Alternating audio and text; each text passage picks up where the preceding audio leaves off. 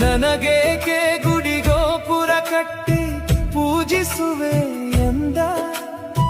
ನಿನ್ನ ಮನೆಯ ಗುಡಿಯಲ್ಲಿ ಹಳು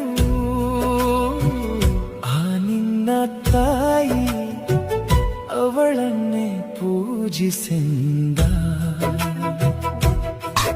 ನನ್ನಲ್ಲಿ ಬರಬೇಡ ತಾಯಿಗಿಂತ ದೇವರು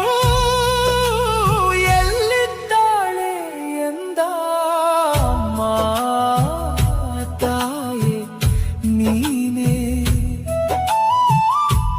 ನನ್ನ ದೇವರಂತೆ